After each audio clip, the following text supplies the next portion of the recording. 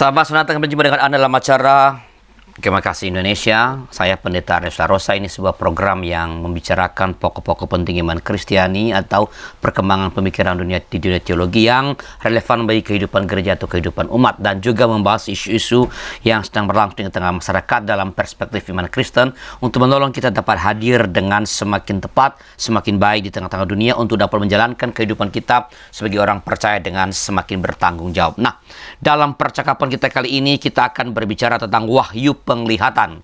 Dan untuk membahas pokok ini telah datang di studio narasumber kita Bapak Pendeta Yohanes Bambang Mulyono. Selamat datang Pak Yo. Ya, terima kasih Pak Dianus. Terima kasih tidak bosan-bosan datang ke studio YKB Pak.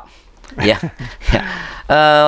Anda sudah tahu Pak Pendeta Yohanes adalah pendeta GKI yang ditugaskan khusus oleh Sinode GKI SW Jawa Barat untuk melayani sebagai pendeta kampus di Universitas Kristen Maranatha di Bandung.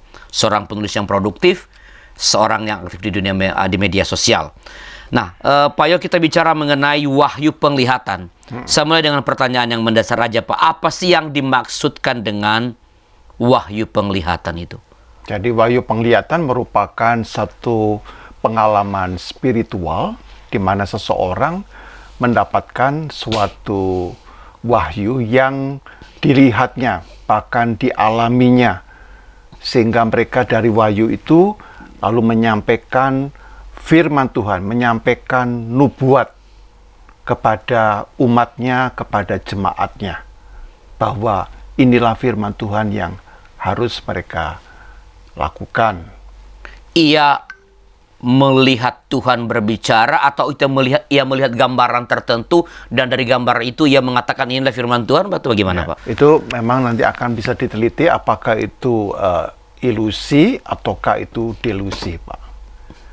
Nah, kalau ilusi itu kan definisinya orang mendapat rangsangan cahaya, lalu rangsangan itu ditafsirkan menjadi sesuatu yang berbeda. Harusnya itu rangsangan indrawi, katakan indrawi, tapi ini dikatakan satu penglihatan ilahi misalnya. Tapi kalau delusi itu agak berbeda. Delusi itu adalah yang disebut dengan waham. Waham itu artinya orang yang tidak bisa membedakan antara sesuatu yang faktual dengan sesuatu yang sifatnya keyakinan atau pemikiran-pemikiran yang dia miliki. Sehingga terjadi kerancuan, sehingga pemikiran ini dianggap sebagai satu peristiwa yang nyata, padahal itu sesuatu yang semu begitu. Nah, tadi kan ini maksud saya Pak Jad, apakah wahyu penglihatan itu ketika orang yang menerima wahyu penglihatan artinya ia melihat Tuhan berbicara kepadanya, atau ia melihat misalnya saya melihat ada matahari, ada begini, lalu ia menafsirkan itu? Ya, itu tergantung kasusnya Pak. Oke.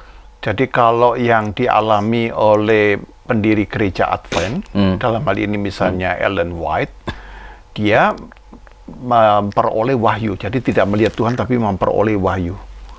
Dan dia dari wahyu itu menyampaikan nubuat, dan kemudian nubuat itu lalu dia tulis ya di dalam bukunya yang berjudul Creed ya, kontroversi theme itu ya. Dan itu yang menjadi landasan dari gereja Advent hari ke-7. Tapi agak berbeda dengan pengalaman dari pendiri gereja Tiberias. Ya. Nah, kalau pendiri gereja Tiberias, Pak Yesaya Pariaji itu kira-kira diperkata seperti ini. Jadi menjelang subuh pagi-pagi, tiba-tiba Tuhan Yesus datang. Nah, ini Tuhannya datang nih Pak. Memperlihatkan, datang dengan penuh kemuliaannya dan berkata, lalu dia panggil ya, namanya, mari ke sorga melihat tingkat-tingkat kerajaan sorga. Lalu tugas semua adalah untuk menyampaikan tingkat-tingkat kerajaan sorga. Jadi dia melihat itu Pak, ya, melihat Tuhan gitu. Kalau Ellen White mendengar gitu. Nah, kalau pengalaman dari seorang pendeta yang bernama pendeta Pak Yong-gyu, ya, yang juga dikutip di dalam gereja GPI, ya, GPI Menara Serpong, dia mengatakan begini, ini kutipannya ya. Jadi Pak Yong-gyu berkata begini, dia ingin memperlihatkan padamu sorga dan neraka. Dia akan memperlihatkan kepadamu, dan kamu akan menyaksikannya kepada orang-orang yang ada di bumi. Tujuannya adalah semoga jumlah orang yang berakhir di neraka akan berkurang. dan jumlah orang yang akan ke surga akan menjadi bertambah karena kesaksianmu. Jadi dia mendengar juga. Jadi di situ Pak Yonggi melihat bahwa ada surga untuk anak-anak, surga untuk dewasa, surga untuk jiwa-jiwa yang berhasil masuk mencapai surga. Jadi kalau tadi yang dari gereja Advent ya Ellen White itu dia hanya mendengarkan. Mendengar. Kalau dari gereja Tiberias itu dia melihat Tuhan panggil-panggil lalu Tuhan ajak dia jalan-jalan. Ya, gitu. Dan itu berulang kali ya? Beberapa kali. Beberapa kali. Iya. Jadi beberapa menyenangkan kali juga sih Pak itu, apalagi pandemi itu jalan-jalan itu menjadi ya minimal nggak bisa jalan-jalan di bumi ya bisa jalan-jalan ke surga. Di sana kan nggak kena COVID gitu kan. Oke. Kalau di sini. Nah, kalau intensitas itu mau mengatakan bahwa untuk meyakinkan umatnya bahwa apa yang dikatakan itu benar gitu ya. Bahkan nanti di dalam perkembangannya berani mengatakan bahwa dia bisa naik turun surga beberapa kali begitu. Nah, jadi inilah yang akan kita pikirkan secara lebih matang, lebih kritis. Apakah itu benar gitu? Oke. Ya, jadi apakah gini Pak, orang mengatakan saya menerima wahyu penglihatan, ya entah mendengarkan, entah melihat Tuhan berbicara, entah diajak jalan-jalan Tuhan. Apakah memang Alkitab kanonik, 66 kitab yang kita punya itu, tidak cukup untuk menjelaskan tentang Allah dan kehendak Allah? Sehingga masih perlu ada wahyu penglihatan yang baru gitu. Sebenarnya fenomena wahyu penglihatan itu bukan sesuatu yang baru, Pak. Ya. Itu sebenarnya sudah muncul di abad kedua dengan tokoh yang namanya Montanus. Ya. Nah, Montanus ini kemudian ajarannya adalah Montanisme. Jadi intinya pemikiran Montanus itu menyatakan bahwa kanon Alkitab itu masih terbuka. Jadi salah mengatakan kanon Alkitab itu tertutup, jumlahnya 66. 39 perjanjian lama, kemudian 27 adalah perjanjian baru. Itu salah. Itu salah. Jadi yang benar itu kanon Alkitab itu masih terbuka.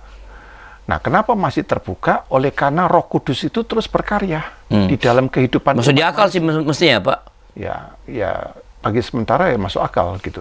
Roh Kudus berkarya, tetapi apakah Roh Kudus itu setiap zaman itu menciptakan Alkitab? Nah, persoalannya wahyu penglihatan itu menciptakan Alkitab. Nanti kita bicara menciptakan Alkitab baru. Nah, nanti kita bisa mengukur bagaimana untuk mengukur anggap aja itu Alkitab ya. Tapi bagaimana untuk mengukur bahwa itu supaya dapat disebut Alkitab? Nah, itu nanti yang harus kita ulas gitu ya. Jadi sebenarnya udah lama tadi, tapi karena mereka berpikir seperti Montanus bahwa Alkitab itu kanonnya terbuka. Apa karena itu maka orang-orang seperti Pariagi, ya, Ellen White itu muncul karena mereka berpikir bahwa memang kitab itu lebih bukan hanya 66 gitu. Yang pertama pengaruh Montanus pasti ya. Pasti ke sana. Tapi yang kedua, kalau pakai Alkitab sebagai kanon, persoalannya mereka tidak punya landasan, Pak. Jadi seandainya memakai kanon, mereka kan kebingungan, tidak punya dasar. Nah, dengan sendirinya gugur wahyunya. Nah, bagaimanakah supaya apa yang mereka katakan itu punya dasar? Ya, mereka katakan roh nubuat yang di luar kanon, begitu. Apakah bisa saya katakan begini nih Pak Yo? Saya pengen supaya Pak Yo setiap kali ke sini itu bawa saya kue. Supaya Pak Yo mau bawa, saya mengatakan Tuhan mengatakan kepada saya dalam sebuah mimpi pada suatu pagi agar setiap Pak Yo ke sini bawa kue. Ya, begitu. Jadi karena itu memakai nama Tuhan, kita bisa melihat ya bahwa namanya sekte-sekte bahkan juga agama-agama untuk mendasari beritanya, untuk mendasari nubuatnya itu selalu mengatakan bahwa Allah telah berfirman kepada mereka. Jadi itu selalu dipakai. Kosakata atau struktur berpikir itu selalu menjadi andalannya. Berarti mengutip para nabi sebenarnya. Allah berfirman, Nah, baik, nanti bisa diukur. Allah berfirman itu nanti ada ukurannya, Pak. Oke. Bagaimanakah itu supaya dapat disebutkan tidak bertentangan dengan firman Tuhan? Itu ada ukurannya. Baik. Nah, apa dampaknya bagi kehidupan umat ketika orang tertentu seperti Pak Paryaji ini atau Ellen White itu ya? Saya nggak tahu tadi di Pak Yongkyu. siapa Pak Yongkyu. Yongkyu. Itu berhasil meyakinkan umat bahwa mereka memang menerima wahyu penglihatan. Jadi dampak negatifnya ada, Pak. Apa itu? Jadi dampak pertama adalah wahyu penglihatan yang diklaim itu membuat jemaat akan mengalami distraksi. Jadi mereka akan dialihkan fokusnya dari Alkitab. Jadi dialihkan supaya tidak melihat Alkitab sebagai firman Tuhan yang utuh. Tapi dialihkan kepada berita nubuat mereka. Lalu yang kedua, Alkitab mungkin mereka mengatakan, "Enggak, gereja kami mempercayai Alkitab firman Tuhan." Tapi saya katakan, tapi firman Tuhan yang tidak relevankah? Firman Tuhan itu betul, tapi firman Tuhan yang kurang relevan. Sehingga perlu ada wahyu yang baru. Wahyu tambahan. Jadi dipercaya Alkitab firman Tuhan, tapi tidak relevan. Yang ketiga, maka semua tokoh-tokoh yang terlibat dalam ajaran wahyu penglihatan ini akan menempatkan diri mereka sebagai nabi-nabi Allah yang istimewa. Jadi tidak ada yang mengatakan nabi-nabi Allah yang lebih kurang daripada. Mereka selalu mengatakan nabi-nabi Allah yang istimewa. Yang terakhir, yang keempat, hasilnya dapat diduga. Orang-orang yang menjadi anggota komunitas ini, baik sekte ataupun agama, akan memperlakukan para tokoh itu dengan sikap kultus individu. Jadi sikap kultus individu itu akan begitu kuat, sehingga kalau nanti ada yang tanda petik ya, yang menyerang, yang mengkritisi, itu dianggapnya sebagai lawan yang harus dibinasakan. Yang pertama dan yang terakhir ini sangat mengerikan ya Pak. Pertama tadi kan apa yang mengatakan, jadi dampak negatif dari wahyu penglihatan itu ketika ia meyakinkan umat bahwa orang terdistraksi. Orang tidak lagi menjadikan kitab suci sebagai kitab suci, bukan sebagai pegangan utama dalam kehidupan beriman. Begitu ya? Betul. Mengerikan. Jadi sebenarnya apakah masih disebut sebagai percaya pada Allah yang sebagaimana kitab suci mengatakan ya? Tidak, Pak. Sebenarnya kalau kepercayaan mereka sudah dibangun dengan format yang baru. Dan yang terakhir, Tuhannya jadi dan tokoh itu. Tokoh itu jadi Tuhan. Tokoh itu. Dan tokoh itu akhirnya yang paling menentukan. Berarti kan bahwa mereka tidak akan pernah bersedia berbagi ruang dengan para pendeta atau tokoh-tokoh yang lain, itu tidak akan. Mereka akan menguasai. Bahkan kalau perlu, Pak, pada satu hari itu ada perjamuan kudus, Pak. Ada 4, Pak. Khotbah boleh orang lain, tapi perjamuan kudus harus orang ini, Pak. Karena dialah satu-satunya yang punya semacam kuasa, hak istimewa untuk menyelenggarakan sakramen perjamuan kudus itu. Itu kan sudah menunjukkan bahwa mulai ada unsur mistisisme, ya. Jadi sebenarnya ada bentuk paranormal modern dengan baju Kristen. Bisa disebut penduaan Allah sih, enggak sih, Pak? Sudah mengambil kehormatan Allah. Mengambil kehormatan Allah. Mencuri kehormatan Allah. Nah, sahabat DKB, apakah yang disebut atau mereka sebut sebagai wahyu penglihatan benar-benar fakta setelah informasi berikut ini?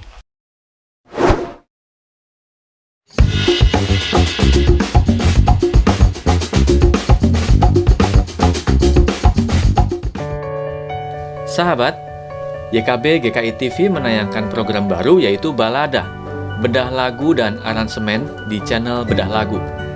Program ini tayang secara premier 2 minggu sekali setiap hari Sabtu jam 8 malam. Jangan lupa like, subscribe, dan bagikan kepada sebanyak mungkin orang. Tuhan memberkati.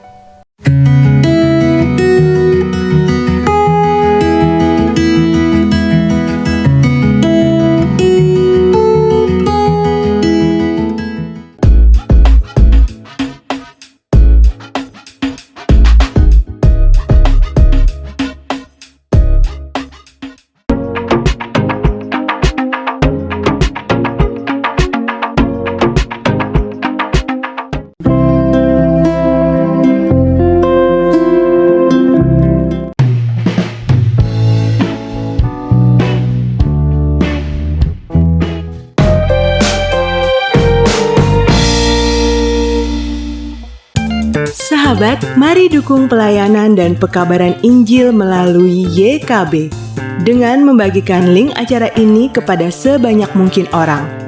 Dukungan juga dapat saudara lakukan dengan mentransfer dukungan finansial ke rekening BCA ke nomor 450 305 2990 450 305 2990 atas nama Yayasan Komunikasi Bersama.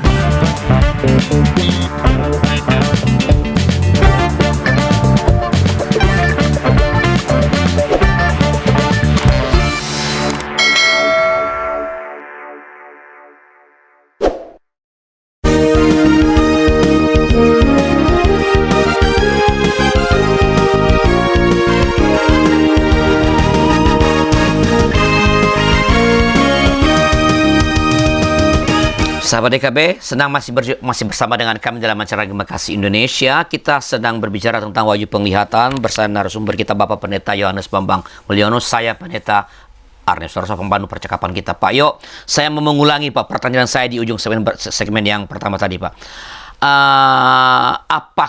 Apakah yang mereka sebut sebagai wahyu penglihatan yang mereka terima itu betul-betul fakta atau sebenarnya?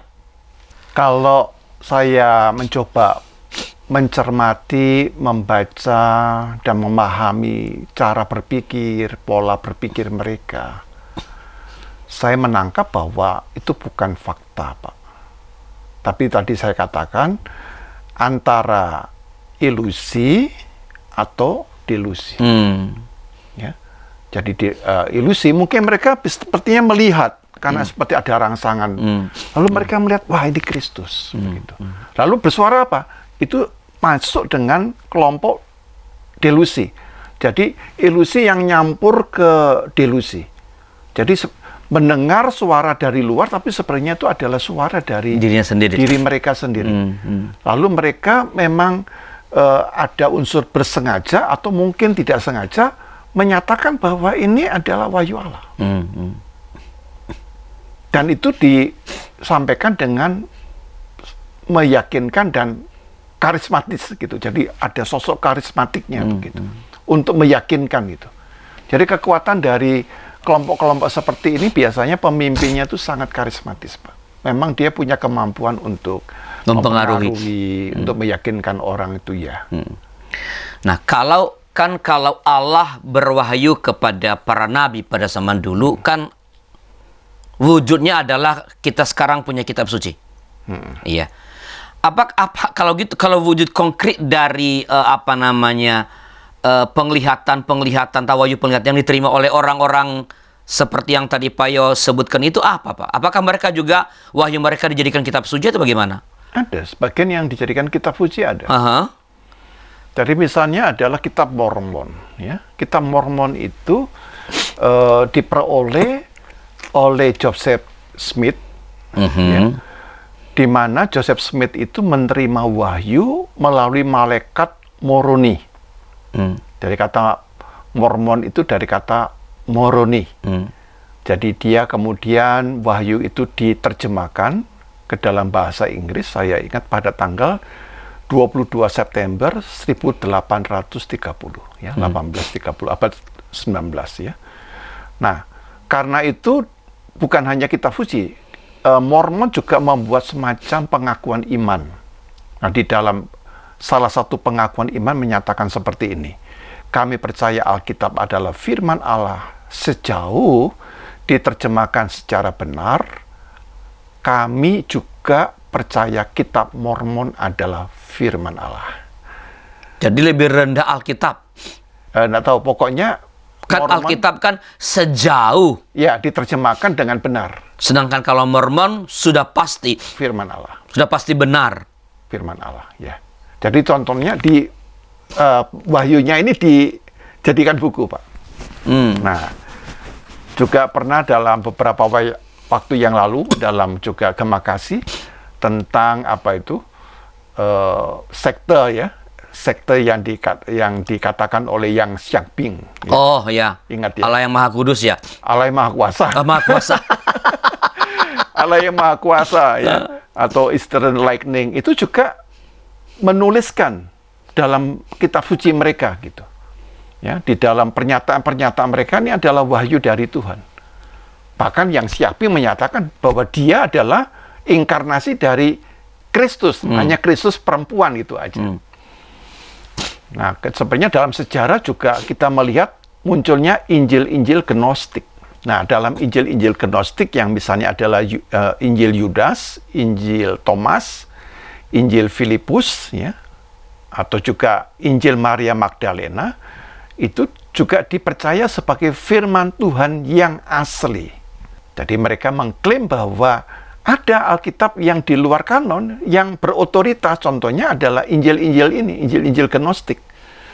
Nah, padahal Injil-Injil Gnostik ini muncul di atas abad kedua, bahkan abad ketiga lah, ya, abad 2 dan abad 3. Dan ini sebenarnya adalah Injil-Injil yang tidak tepat disebut Injil, tapi sebenarnya tulisan-tulisan Gnostik yang kemudian diberi otoritas dengan nama Injil. Kalau model yang di Indonesia, kayak tadi apa, Pariaja atau apa tadi, menara dari gereja GPI, Menara Siloam. Oh, itu apakah ada wujud konkret dari wahyu yang didengar? Apakah? Nah, biasanya tidak sampai ditulis, Pak. Tapi itu diulang-ulang dalam khotbah. Oh. Tapi sebenarnya ditulis di dalam hati, Ditanamkan begitu ya? Ditanamkan kepada jemaatnya. Sampai jemaatnya begitu percaya dan apa yang dikatakan akan diikuti, Pak. Akan dilaksanakan, begitu. Jadi sebenarnya sama saja, Pak. Sebenarnya untuk apa kita nulis banyak, ternyata tidak ada yang baca juga. Efektifan mana? Kata-kata kita tidak ditulis, tapi bisa mencuci otak, ditanamkan di dalam hati, lalu itu dihidupi lagi. Jadi tertulisnya itu tanda petik, bisa tertulis dalam arti huruf-huruf atau tertulis di dalam batin gitu. Tapi intinya dituliskan di dalam hidup manusia atau di dalam hidup anggota jemaatnya. Apakah ada relasi, Pak? Relasi antara nubuat dengan wahyu penglihatan? Relasinya ada. Kalau diambil netral ya, Pak ya.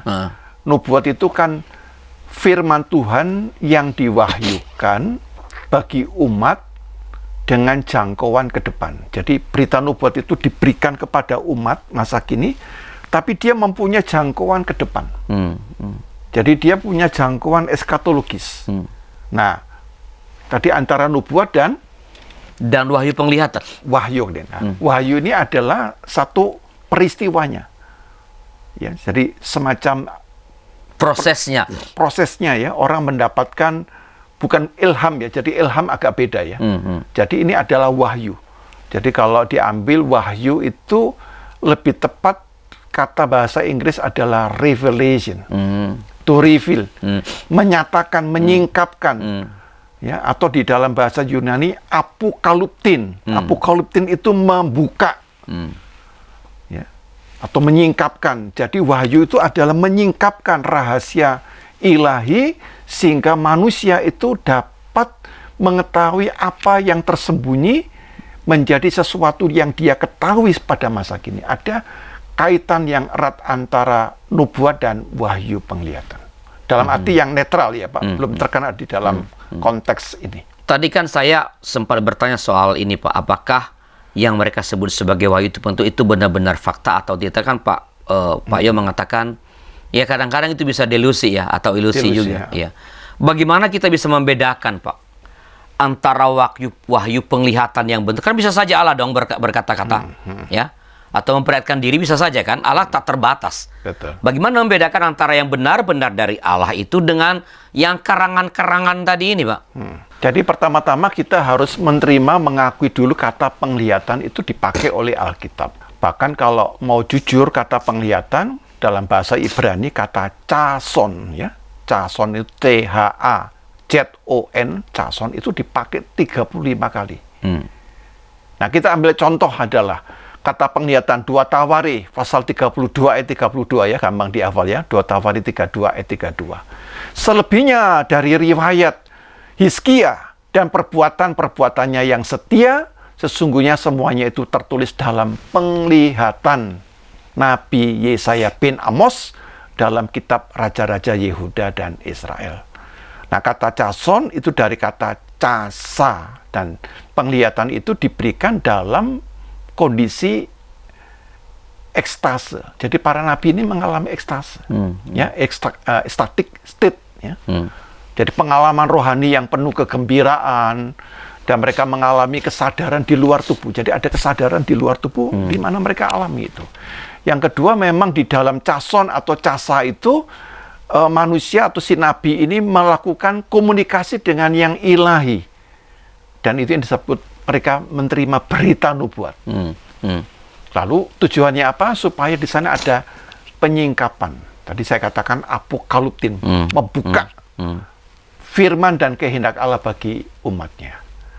Jadi kalau kembali kepada pertanyaannya Pak Alianus, bagaimana itu ya untuk membedakan itu ya? Membedakan. Ya, jadi kita, nah di sini poin yang saya kira penting ya. Jadi yang harus kita jaga juga adalah Abram juga menerima penglihatan. Kemudian Musa juga menerima penampakan dari Tuhan melalui semak duri yang menyala tetapi tidak terbakar, juga firman Tuhan kepada Nathan. Nah, bagaimana membedakannya? Saya menyebutnya ada 4, Pak. 4 kriterianya. 4 kriteria. Yang pertama begini, untuk mengetahui itu nubuat atau bukan. Ya. Yang pertama, nubuat yang disampaikan itu diucapkan akan terjadi atau terbukti dalam peristiwa. Jauh, dekat? Biasanya tidak terlalu lama. Dia terbukti. Kalau tidak terbukti, lu buat namanya. Ya, silakan dibuat sendiri gitu ya. Tapi berkaitan dengan yang kedua, Pak. Oke. Nah, ini yang kedua ini saya kira banyak yang gugur. Seluruh nubuat. Karena wahyu yang disebutkan, penglihatan yang dialami itu harus memiliki kesinambungan atau kontinuitas dengan firman Tuhan yang sekarang. Berarti artinya kalau yang diklaim sebagai wahyu penglihatan itu atau nubuat itu tidak berpadanan atau tidak cocok dengan yang ada dalam Alkitab kanonik, kita harus mengatakan lu buat, katanya. Lu buat. Iya, artinya itu bukan nubuat. Bukan nubuat. Bukan nubuat. Jadi sebenarnya prinsipnya sederhana. Mengapa Perjanjian Lama bisa menggabung ke Perjanjian Baru atau Perjanjian Baru bisa berkaitan dengan, karena ada kesinambungan. Kontinuitas itu adalah letak nilai nubuat seorang nabi. Jadi andekan kata-kata penulis keempat Injil, Matius, Markus, Lukas, Yohanes, dan kemudian katakanlah Rasul Paulus yang cukup dominan, tidak mempunyai kontinuitas, maka itu bukan firman Tuhan. Jadi firman Tuhan itu senantiasa kontinu. Dia tidak pernah berubah-ubah. Esensinya tidak pernah berubah-ubah. Jadi artinya apa? Tidak pernah firman Tuhan yang kanonik itu mengajarkan bahwa manusia itu naik turun, diperlihatkan surga dan neraka. Nggak ada kan? Nggak ada kan? Berarti itu pasti? Ya, pasti. Lu buat. Ya, artinya nabi palsu lah, begitu. Oh. Ya, harusnya kita berani mengatakan nabi palsu. Nggak usah demi toleransi kemudian kita perhalus-halus. Ya, nabi Jadi palsu. argumen jelas tapi kan Pak, bahwa itu tidak ada tidak dalam kitab suci. Tidak ada. Bahwa orang itu boleh naik turun ke sorga untuk melihat-lihat keramaian yang ada. Atau menyatakan bahwa penyembuhan melalui perjamuan kudus, itu kan juga nggak ada. Atau pemulihan melalui minyak urapan juga nggak ada. Jadi pasti itu bukan dari Tuhan. Bukan dari Tuhan. Ini kan yang kedua kriterianya. Yang ketiga dan keempat setelah informasi berikut ini. Halo sahabat YKB, kami mengucapkan terima kasih Anda sudah menjadi mitra pekabaran Injil di channel YKB GKI TV. Untuk mempermudah Anda berlangganan dan menyaksikan program Ngulik Alkitab, maka pada bulan Oktober 2021 ini kami akan membuat channel Bible Study. Channel ini nantinya khusus diisi program pengajaran dan pendalaman Alkitab. Channel Bible Study bisa Anda cari pada kolom channel YKB GKI TV. Diingat ya sahabat, Per Oktober 2021, Ngulik Alkitab tayang setiap Selasa pukul 8 malam di channel Bible Study. So, jangan lupa subscribe dan tekan tanda lonceng untuk mendapatkan informasi terbaru seputar program Ngulik Alkitab di channel Bible Study.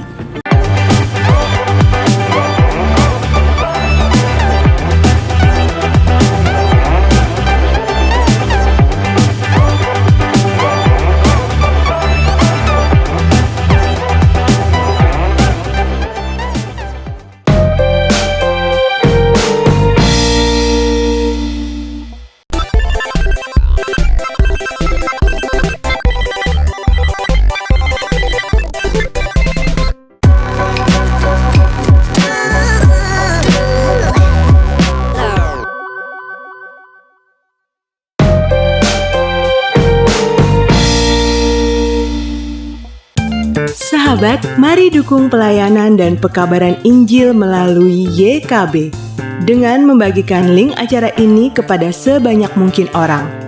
Dukungan juga dapat saudara lakukan dengan mentransfer dukungan finansial ke rekening BCA ke nomor 450 305 2990 450 305 2990 atas nama Yayasan Komunikasi Bersama.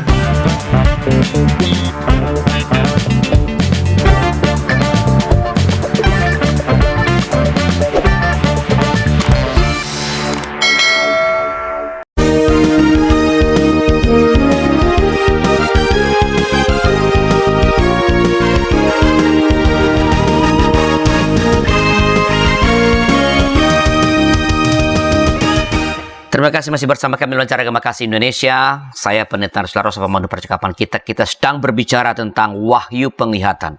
Ya, Pak Yo tadi, Pak Pendeta Yo sudah berbicara mengenai dua kriteria awal dari 4 ya. Yang pertama adalah Wahyu nubuat itu harus terbukti. Terbukti dan tidak jauh. Dan kedua harus continue, punya kontinuitas dengan apa yang ada dalam kitab suci. Ya. Kalau tidak ada di dalam kitab suci, dipastikan itu Bukan dari Tuhan. bukan dari Tuhan. Ya. Palsu. Palsu. Jangan sampai engkau disesatkan olehnya. Ya. Oke. Yang ketiga apa, Pak? Yang ketiga begini, wahyu penglihatan diterima dan dianggap otentik jikalau itu berasal dari murid pertama, dari si nabi atau dari Kristus. Jadi semakin dekat satu tulisan itu adalah original. Oh. Jadi saya nggak bisa berwahyu penglihatan dong, Pak. Jauh sekali dengan zaman para rasul saya. Ya. Jadi gampangnya begitu, Pak. Karena dari sudut sejarah historis pun juga mengatakan begitu. Penulisan sejarah yang otentik itu kalau lebih dekat dengan peristiwa itu. Artinya sebenarnya pada zaman kita sekarang setelah 21 abad Kristus hadir, Ya. datang, sebenarnya nggak ada lagi yang bisa dibilang otentik dengan terlalu jauh dengan itu. Sebagai wahyu loh, Pak. Sebagai wahyu. Ya, kalau sebagai wahyu tidak otentik, Pak. Tapi sebagai pemikiran boleh berkembang kemana-mana, boleh. Dari tafsir terhadap Ya. kitab dari suci. Yang original tadi, yang asli. Jadi itu kan buah hermeneutiks beda ya. Ya. Itu kan buah hermeneutiks dari kitab suci yang kita percaya sebagai firman Allah. Ya, ya. Jadi itu yang ketiga. Yang keempat itu adalah firman Tuhan itu harus kita terima sebagai firman Tuhan yang sudah dikanonisasi.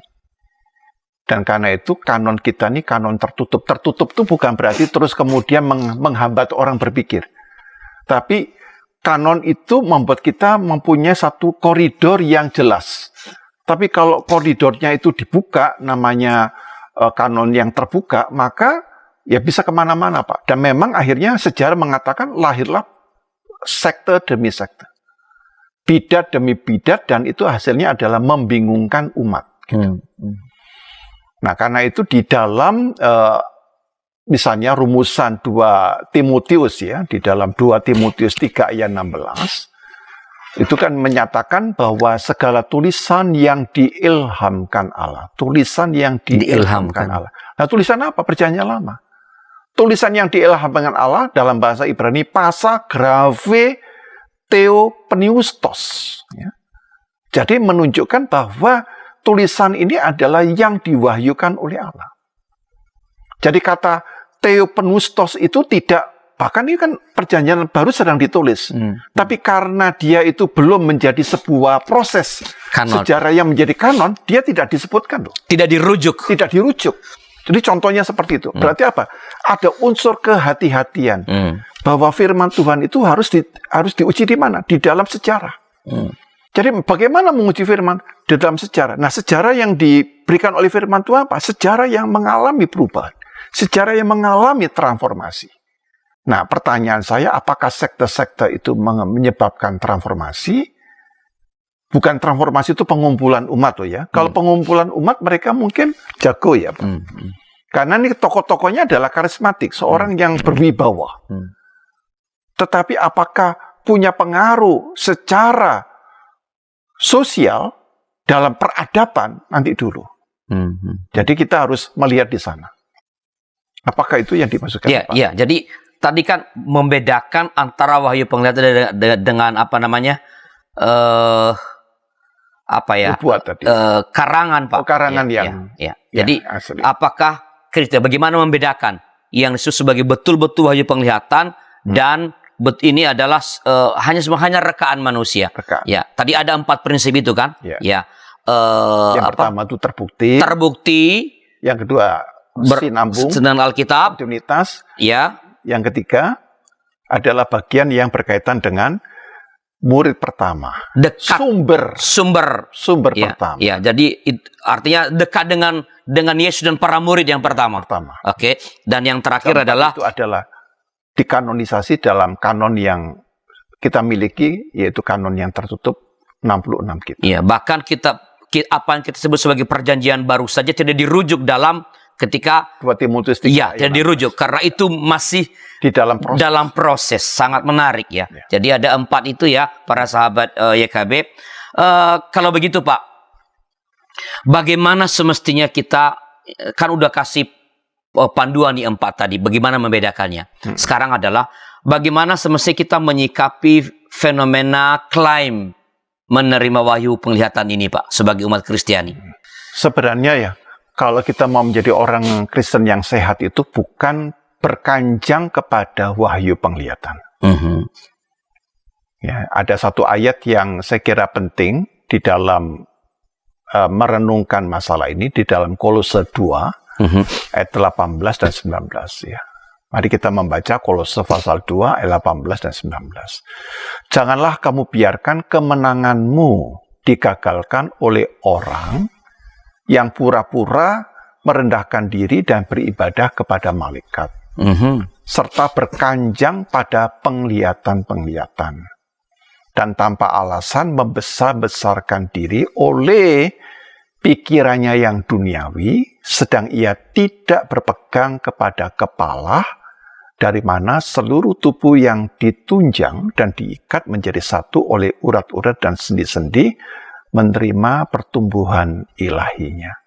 Jadi wahyu penglihatan itu sebenarnya fenomena ini, siapapun orangnya, pelakunya, itu telah melanggar asas firman Tuhan supaya kita tidak berkanjang kepada penglihatan-penglihatan. Nah, biasanya orang yang berkanjang pada penglihatan ini karena tidak berpegang kepada Kristus yang adalah kepala tubuh. Nah, jadi bagaimanakah kita sebagai orang Kristen harus hidup gitu ya Pak ya? Juga Merespons meresponnya ya. Iya. Juga jadi bukan kepada bukan wahyu penglihatan, tetapi harusnya memiliki visi iman. Ya, harus bedakan wahyu penglihatan tadi sifatnya lebih ilusif dan dilusif. Nah, kalau visi iman itu tidak. Nah, saya mencoba merumuskan visi ya, ada banyak rumusan visi, tapi izinkan saya mencoba merumuskan dengan pemikiran saya. Jadi visi itu apa sih? Mata iman yang mampu melihat ke depan untuk mewujudkan rencana dan janji Allah, sehingga menggerakkan umat percaya dengan seluruh talenta dan totalitas dirinya melaksanakan tugas panggilannya. Jadi visi itu mata iman. Nah, kalau wahyu penglihatan itu justru mengaburkan tujuan dan makna hidup orang percaya. dan cenderungnya irasional. Semua sekte-sekte itu banyak yang irasional. Ya, bahkan hampir seluruhnya irasional. Ya. Nah, visi iman itu justru tidak memberikan tujuan dan makna hidup yang rasional dan konstruktif. Jadi kalau kemudian pertanyaan Bapak, bagaimana kita sebagai orang percaya itu bersikap ya. Jadi milikilah visi iman, tapi jangan mau hidup dengan ajaran wahyu penglihatan. Karena dengan visi iman ini kita akan menjadi seperti pelukis.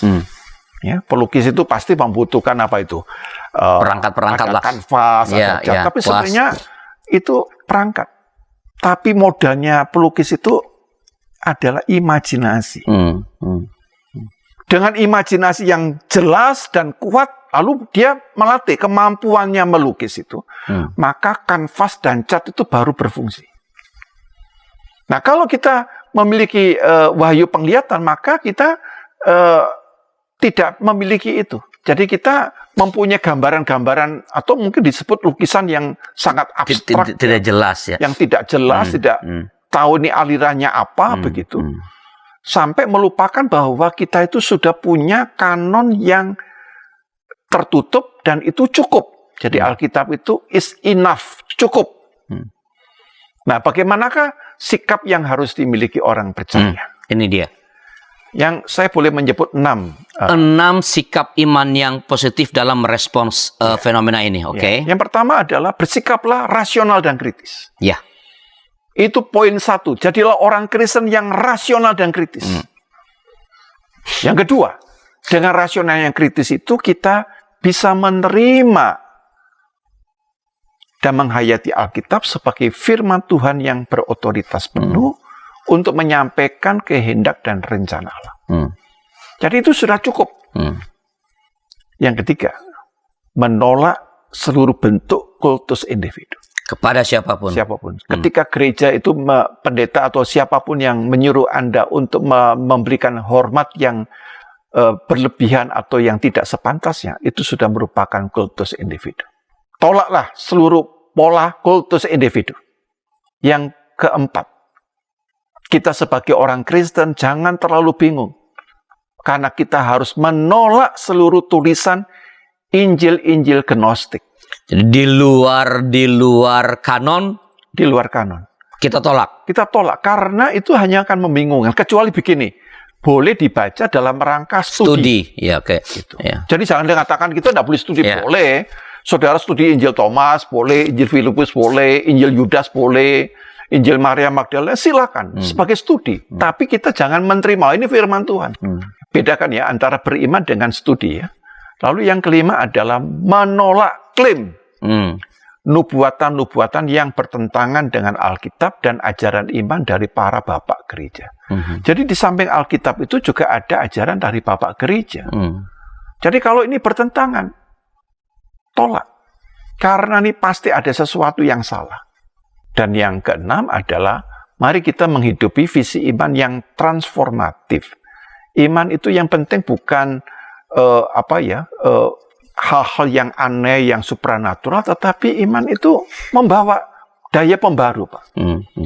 Ya, mengubah satu situasi yang tidak baik, satu situasi yang tidak manusiawi. Ke arah yang semakin dia menjadi lebih manusiawi.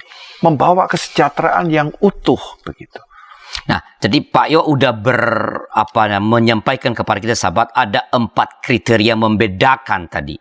Membedakan antara wahyu penglihatan yang benar dengan hanya karangan-karangan. Ada 4 tadi ya. 4. Dan juga ada 6 sikap iman yang positif. Ya, dalam rangka merespons. Fenomena lah sebut. Atau kecenderungan orang-orang yang mengklaim menerima wahyu penglihatan. Nah, saya percaya ini menjadi modal kita yang saya sangat kuat untuk melihat dengan kritis. Pak Yo, sebelum kita mengakhiri acara kita, Pak, apakah ada semacam pesan pastoral kepada umat berkaitan dengan pokok percakapan kita ini? Ya. Firman Tuhan di dalam iman Kristen bukan hanya Alkitab, tapi firman Tuhan di dalam Alkitab itu berpusat kepada Kristus. Jadi Kristuslah firman Tuhan yang hidup. Maka dalam perspektif Kristus itulah kita membaca Alkitab. Di dalam membaca Alkitab yang adalah firman Tuhan di dalam iman kepada Kristus itulah, maka kita dimampukan untuk memiliki sikap iman yang rasional dan kritis sehingga kita bisa membedakan wahyu penglihatan yang sifatnya buatan manusia, yang sifatnya ilusi atau dilusi, dengan firman Tuhan yang sesungguhnya. Dan yang terpenting, sebagai orang percaya, kita harus memiliki visi iman, mata iman yang mampu melihat ke depan, dan kita bisa melihat pekerjaan-pekerjaan Tuhan di dalam peristiwa-peristiwa yang ada, dan disitulah kita membangun umat. Apakah dengan berteologi, apakah kita juga mengaplikasikan firman Tuhan di dalam tindakan nyata.